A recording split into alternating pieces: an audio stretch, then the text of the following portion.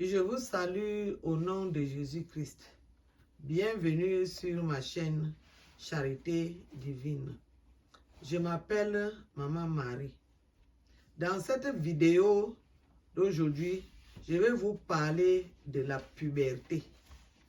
Qu'est-ce qu'on appelle la puberté?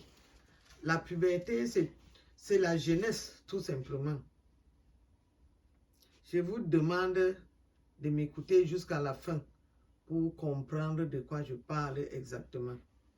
Ici, nous sommes face aux enfants âgés de 16 ans et au-delà.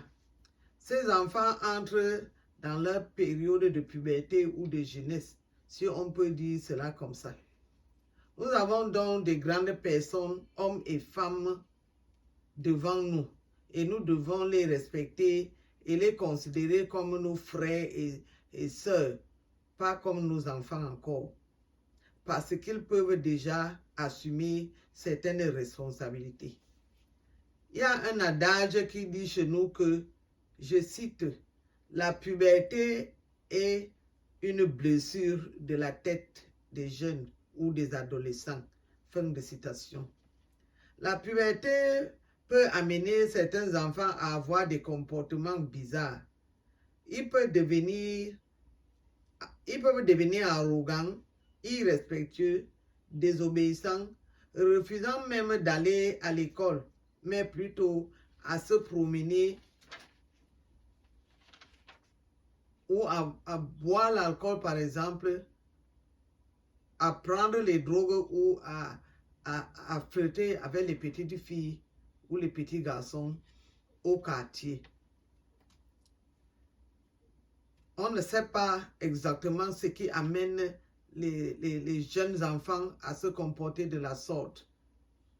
Peut-être parce qu'ils ont vu les changements qui sont dans leur corps physique, dans leur organisme, dans leur tête.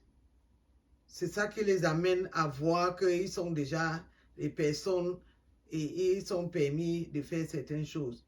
Mais ne disons pas que tous les enfants sont comme ça. Il y a d'autres qui sont calmes, qui se comportent normalement, sans changement, sauf physiquement.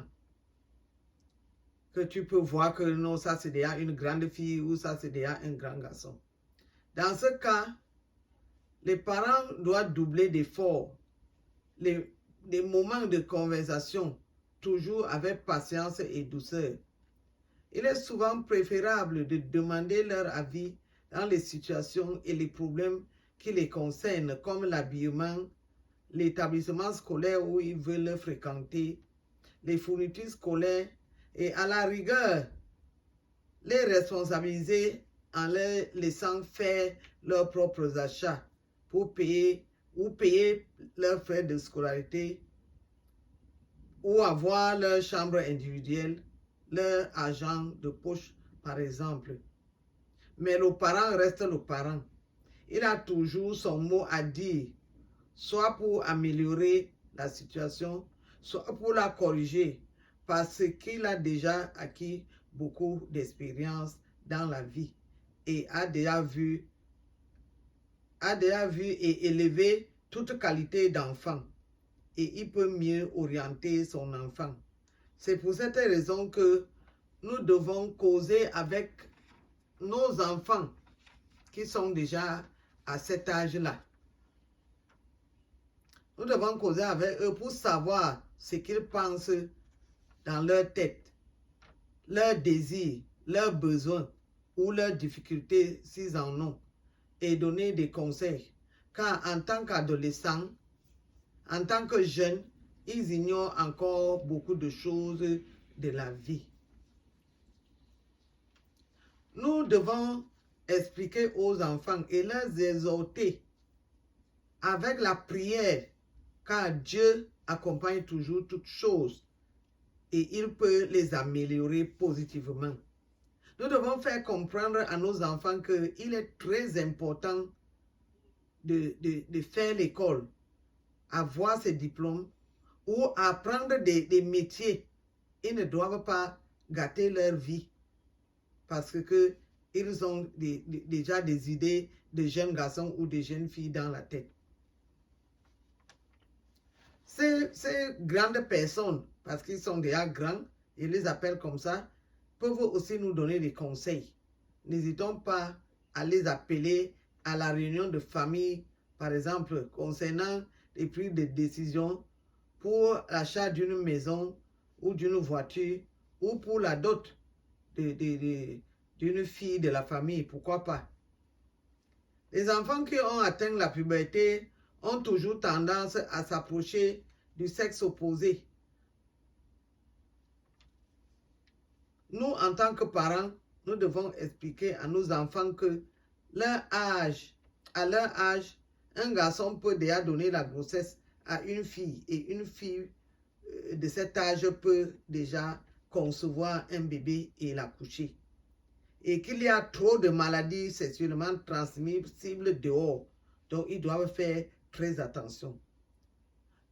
Du moment où le garçon, peut-être qu'il a seulement 18 ans ou 20 ans, il enceinte une fille, il donne une charge supplémentaire à ses parents, car il n'a pas les moyens d'assumer cette responsabilité. Il n'a pas les moyens pour s'occuper de lui-même, de la femme et de l'enfant. Ainsi, sa vie sera perturbée. Quant à la fille qui conçoit un bébé, sa vie est complètement gâtée. Elle ne pourra plus aller à l'école parce qu'elle va rester à la maison pour s'occuper du bébé. Et ce sera même difficile pour elle de trouver un mari.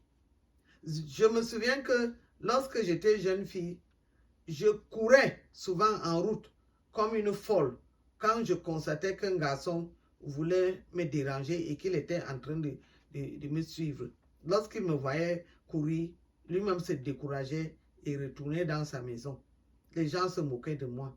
Mais ça m'a sauvé la vie jusqu'à ce que je devienne à l'âge de me marier et que je trouve mon mari pour l'épouser. N'ayons pas honte, les mamans. Nous devons parler à nos enfants. Nous devons parler de la sexualité à nos enfants. Nous devons apprendre à la fille que c'est nécessaire d'avoir un carnet où elle doit noter chaque mois le début et la fin de ses menstrues pour ne jamais se tromper et lui apprendre à calculer son cycle menstruel, ce qui va la sauver. Même quand elle sera dans son mariage, elle ne pourra pas se douter si elle a un retard de grossesse ou pas.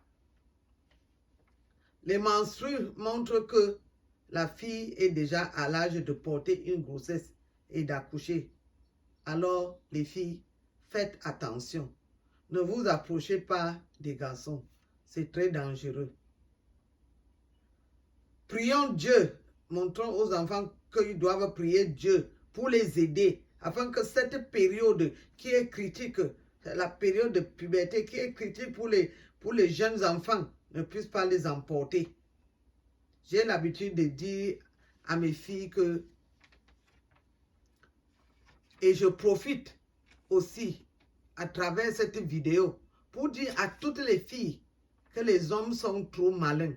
Ils trompent les filles avec de l'argent, avec des cadeaux. Alors, si un homme t'aime, qu'il t'épouse et qu'il te garde chez lui pour s'occuper de toi et de vos enfants.